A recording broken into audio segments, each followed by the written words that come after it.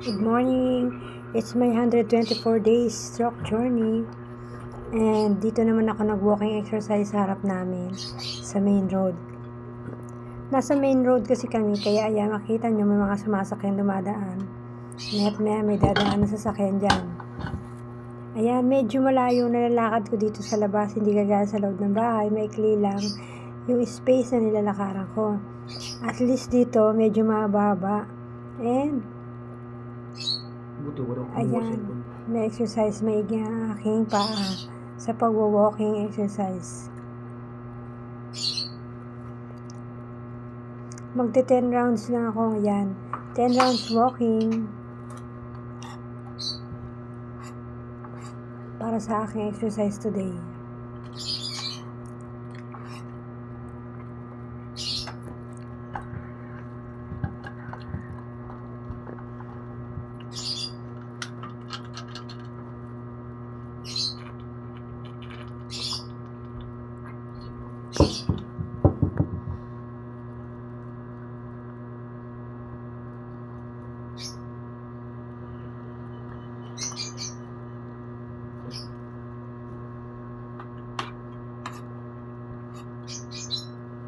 Ayan, ang dami na naglalakad.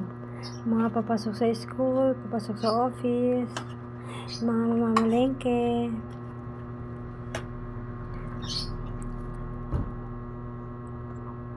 Gusto ko sana sa clubhouse maglakad. Kaya lang, medyo malayo. At saka wala akong makakasama. Tulog pa ang aking anak. Wala mag-a-assist sa akin. Kaya dito na lang ako sa harapan namin naglakad.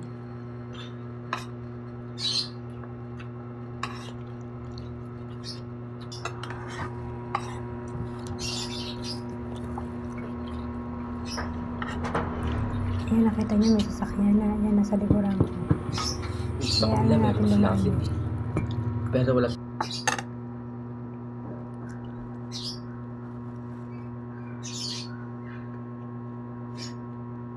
Sa gilid lang naman ako naglalakad. Ayan. Sa sidewalk.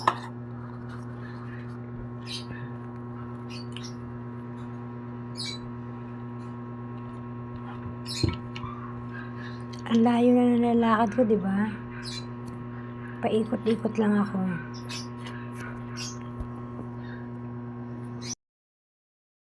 Ayan, may pakaway-kaway pa ako nalalaman. Dito na ang lakad para masanay ang aking pakabinti.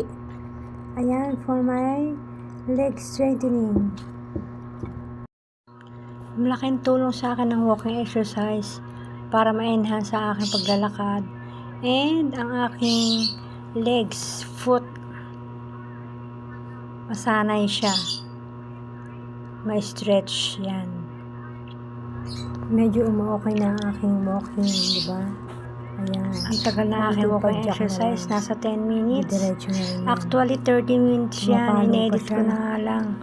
Binawasan ko kasi sobrang haba. Yan yung tinatawag. Pero 30 minutes ako total time na naglakad ako. O, diba? Medyo ayan, masyado na exercise sa aking legs. Ayan, si ma'am, taga-Ionics yan, no? Papasok na siya. Ionics employee. Ayan, papasok na siya, oh. Naka-uniform. Oh, ayan guys, nakita nyo ang daming sasakyan. May mga motor, may kotse. Yung iba, kinat ko na lang. Ang daming sasakyan dumadaan sa harapan namin. Kasi nasa main road kami.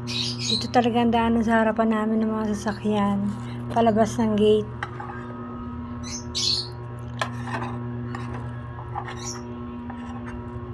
Anytime, lagi may dumadaan.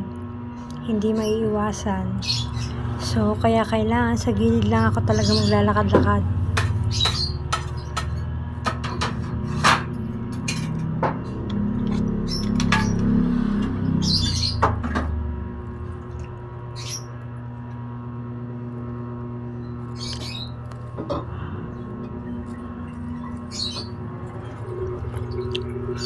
Practice lang lagi ng paglalakad para humusay. Para sa susunod, sa ibang place naman ako makapaglakad na medyo mababa. At least nasanay na na-exercise sa aking binti.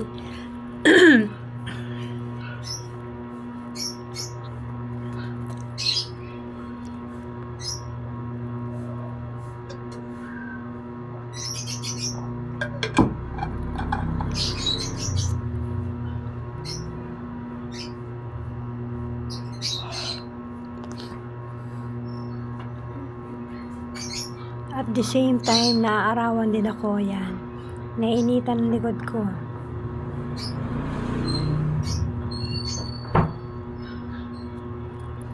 Paaraw na rin, sabay na exercise.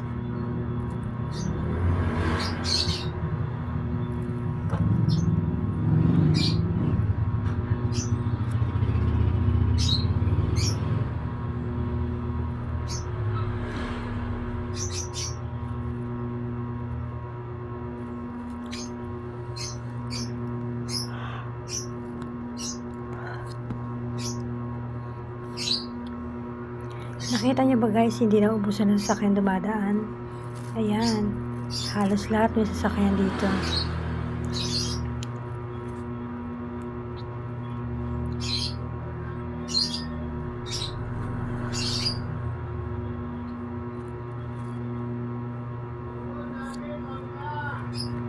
Walking exercise ko kasi sa bahay, maikli lang ang time.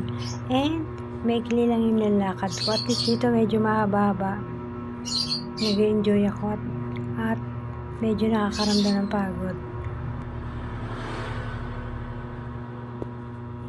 Laban lang tayo sa pagsubok ng buhay. Ganyan talaga. Ayan.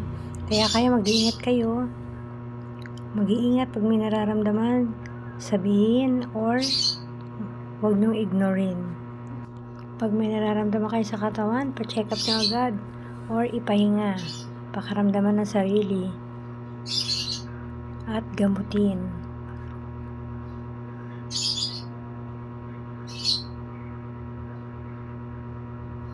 Bigyan ng time ang sarili. Huwag puro pagod, puro trabaho, puro gawa. Huwag abusuin ang katawan. Alagaan maigi.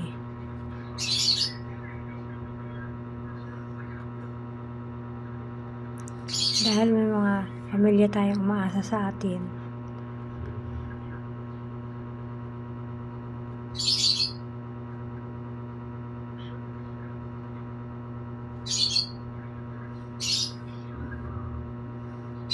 Sana nag-enjoy kayo sa aking walking exercise. Mahaba yan. Kinat ko na nga lang 30 minutes. Naging 10 minutes. Huwag po kayong magsawang manood sa aking mga video. Like, comment, and share, and subscribe. Follow for more.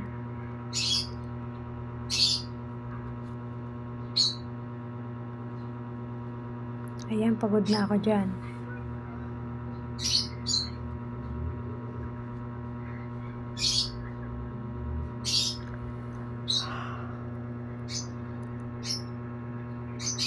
Pagod ako sa aking walking exercise. Ayan.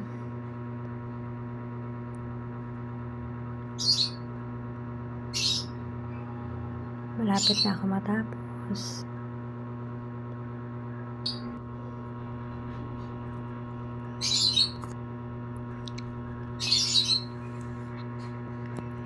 After ko mag-exercise, saka pa lang ako magbe-breakfast. Ayan, pagkatapos niyan, breakfast meal ko na. Tama ng oatmeal at hot milk ang aking breakfast.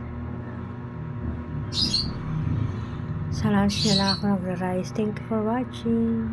See you all.